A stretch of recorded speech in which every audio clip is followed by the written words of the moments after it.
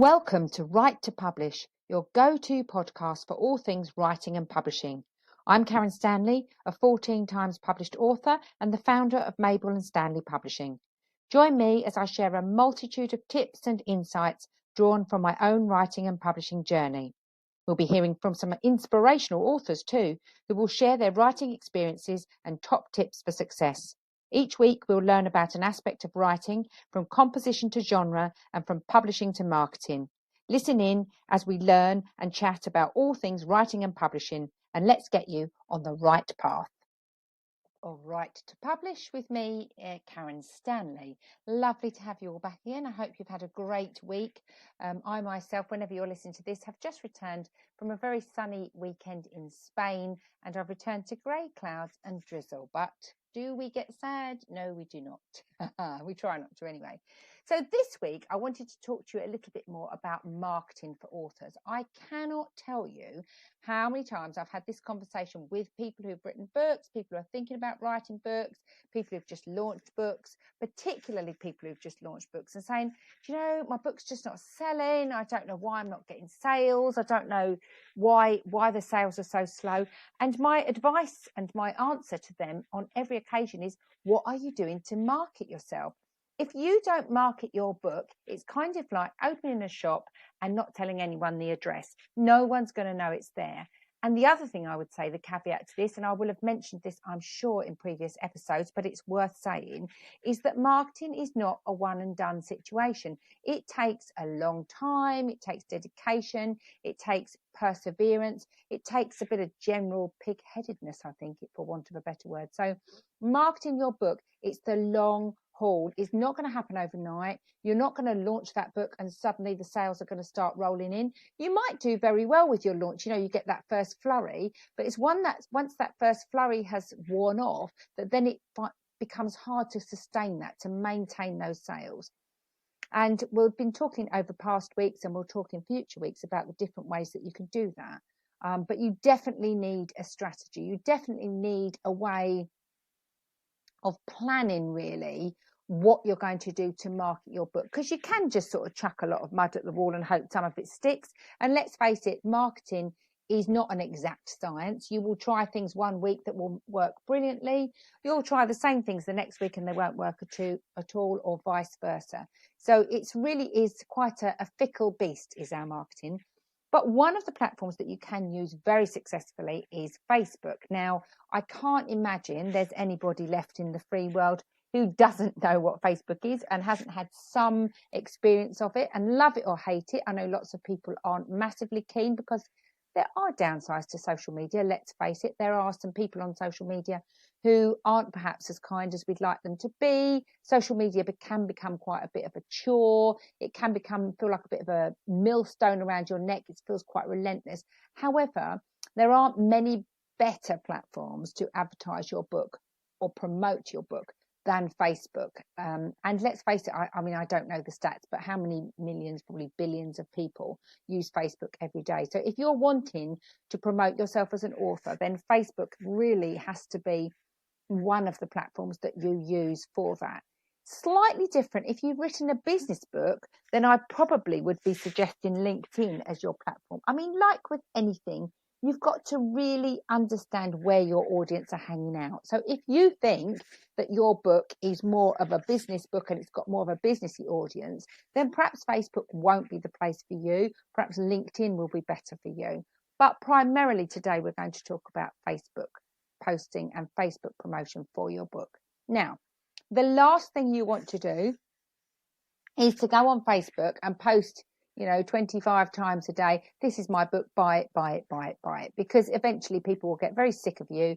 They will turn off their notifications whenever you pop up, and you're probably going to turn readers off rather than on. Sounds pretty obvious, but sometimes one of the things that people struggle with is, well, what the heck do I post? What do I put on there daily if it's not buy my book, buy my book, buy my book? Just had some quite interesting conversations with a friend of mine who's written an amazing book. She writes historical fiction, and she's just starting to promote herself as an author on Facebook. She's also using Instagram and TikTok, but we'll talk about those in later weeks. And we've been talking about the sorts of things that she might be able to post. Now, one of the things about marketing is that we know people buy from people. So really, as the author, people are very interested in you and your writing process, how you write, what your inspirations are, what your motivations are, particularly if you write things that are, I don't know, if there's a bit of humour in there or a bit of controversy, or if you write history, there's lots of things that you can put about you and your writing process that will help to raise your profile as the author. So really, you're looking for about 30% promotion, so 30% direct buy my book, and about 70% of sort of valuable content. And by valuable content, what that means is that content your readers are going to want to consume. So when you think about your target reader, and maybe you've established that, yes, they are hanging out on Facebook, what sorts of things are they going to like? What sorts of things are they going to enjoy? What's their demographic, really? So for me, I write a lot of chick lit, which is kind of like women's fiction. And I would say my target reader is maybe 35 to 55 plus. Okay. So I know that those kinds of people, what sorts of television programs they might enjoy, for example, what kind of, box sets might they be binging on, what sort of magazines, if people even read magazines anymore, what, online magazines might they engage in, what sort of, I don't know, in clubs might they belong to, might they be a member of the National Trust, for example, or, I know I've got a very good friend of mine, she writes kind of like cozy fiction, and it's her characters, it's called The Cornish Midwife, so it's about a midwife and her journey. So think about, her readers, they might be in the nursing profession, they might be in education, they're going to have certain interests, if that makes sense. So thinking about your ideal reader and what their interests are can help you to plan your content on social media. So it might be, for example, I'm going to make this up completely off the top of my head, but maybe you've written a series of books. Maybe it's a romantic comedy and it's centered around dogs, for example. I waste hours of my life looking at funny and cute dog videos. So maybe it's a couple that meet in a dog walking park, or they meet at a doggy daycare or something like that, and them falling in love is centered around their passion for dogs.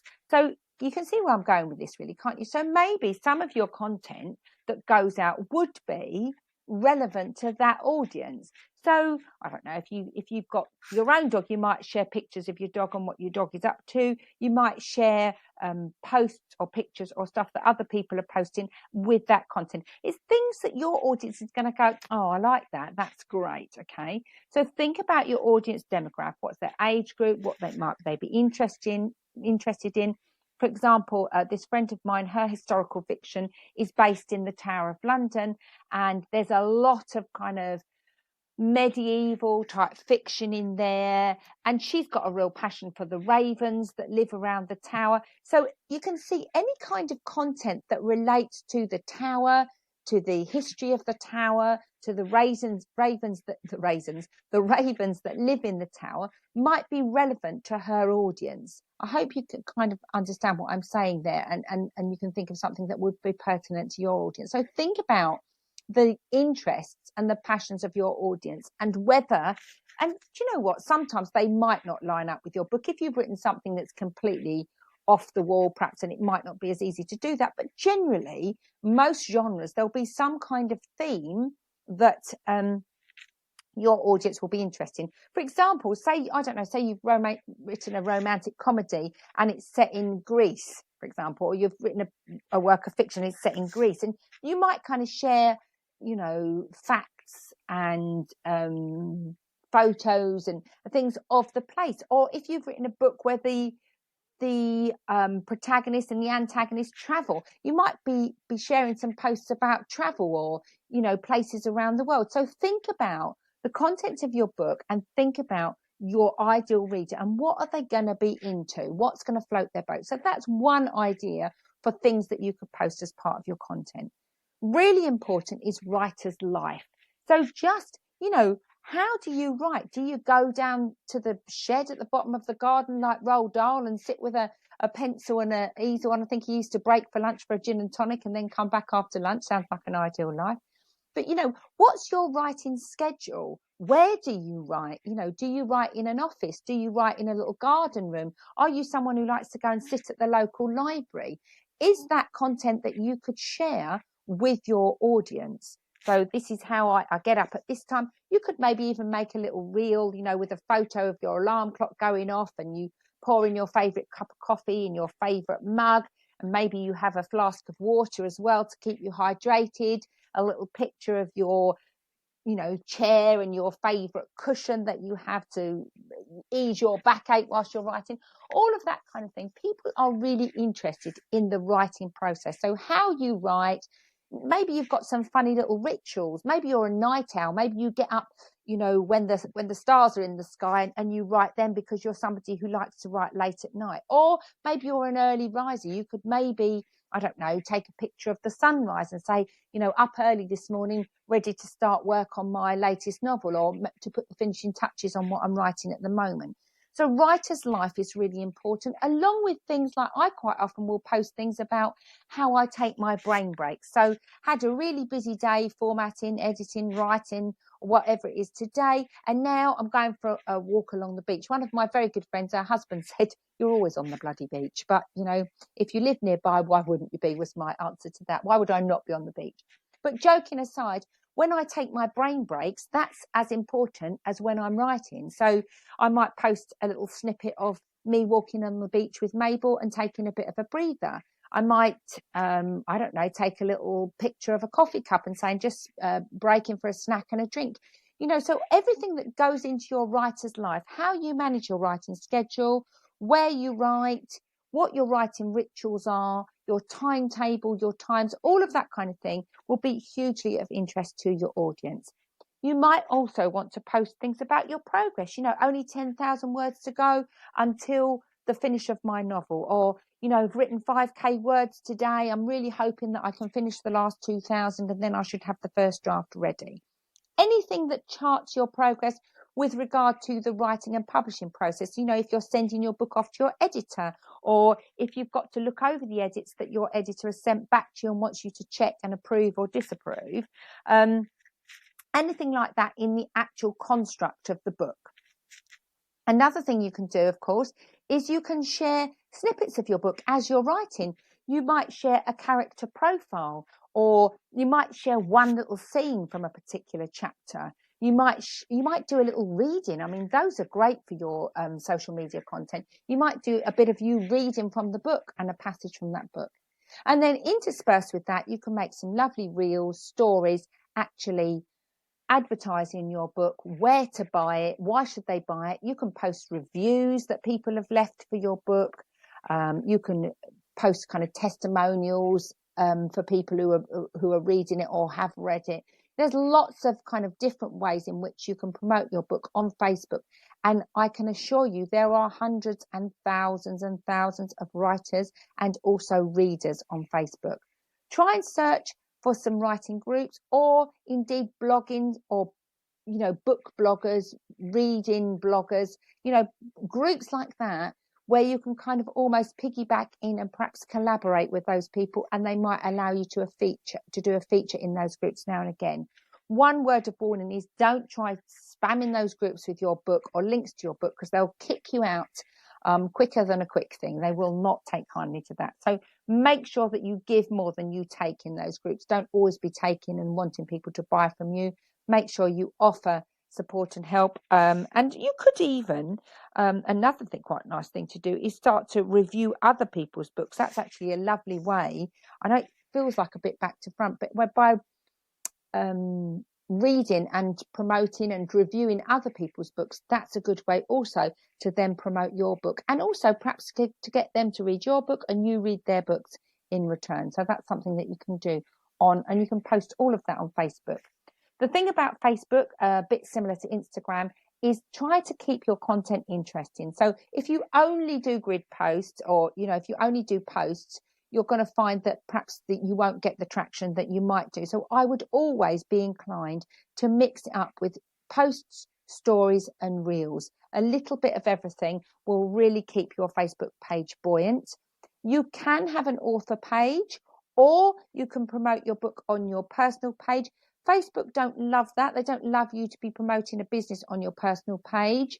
But if you are a bit more careful about the way you do it and you don't spam it with your book, then you could be sharing your life as a writer in order to get more friends and followers. You could do it that way. But the other way to do it, of course, is to set up an author page or a page for your book on Facebook and guide people to that page to look at your content. Anything that's slightly amusing, a little bit quirky, a little bit out there, controversial. I mean, you've got to be careful with controversy. Sometimes it works, sometimes it doesn't. It can really bite you on the behind. So I would say I would never do anything too controversial, particularly when it comes to sort of religion and politics and things like that. You can end up going down a rabbit hole. So I would always make sure that your content is on topic. So it's about your book or about your life as your writer, or it's about your writing process. If you go too far off topic, unless of course you've written a political book and you want to stir up a little bit of controversy, then feel free. But do bear in mind the fact that sometimes if you are too controversial, then what you get back can also be controversial in return, if that makes sense. So writer's life, book progress, book blogging, thinking about reading out or sharing snippets of your book, how you get your book out there, your brain breaks, and then some nice videos to actually promote your book.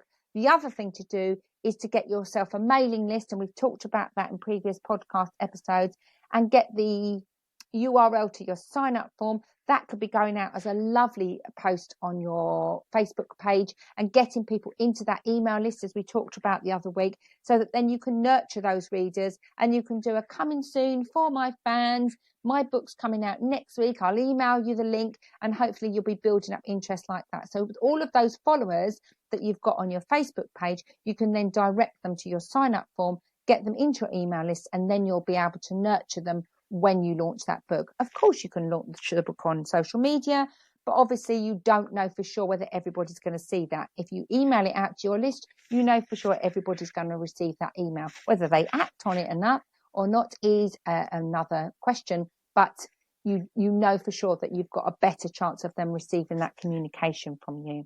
So closing advice, mix it up, keep it interesting, add a bit of humour or a bit of history or a bit of something that's going to make your readers' ears prick up and be interested in what you've got to say.